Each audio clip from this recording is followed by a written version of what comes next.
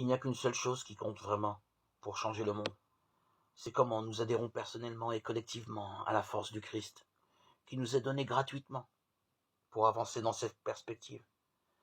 Il y a deux volets, consentir et agir. D'abord, consentir. Notre monde s'effondre. La société se débarrasse à toute vitesse de tous les restes de foi chrétienne et les combats à venir seront ardus. Il faudra combattre, bien sûr, mais en évitant le piège de mettre notre espoir dans d'hypothétiques victoires, car rien n'est moins assuré. Il y aura des défaites, comme il y en a déjà eu. Mais soyons clairs, ces défaites ne sont pas nos défaites. Le Christ ne nous a pas dit « empêche le monde de s'effondrer ».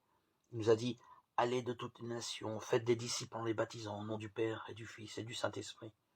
Nous ne sommes pas chargés de retenir l'effondrement de la civilisation chrétienne. Consentons-y, ce n'est pas notre mission.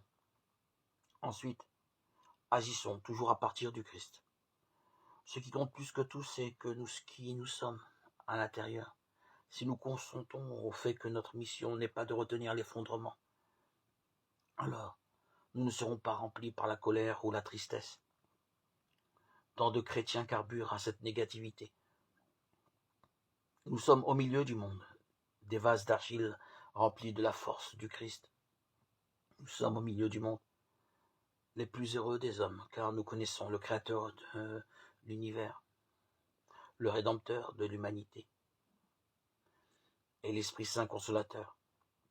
Nous sommes au milieu du monde, envoyés ensemble pour semer, pour guérir et pour consoler. Notre responsabilité est de laisser la force du Christ nous remplir toujours davantage, pour édifier un peu partout les oasis d'où cette force pourra rayonner.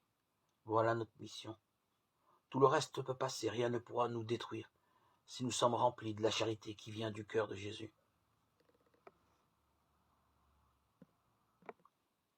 Renouvelle-nous, Seigneur, dans la fraîcheur de l'annonce de l'Évangile.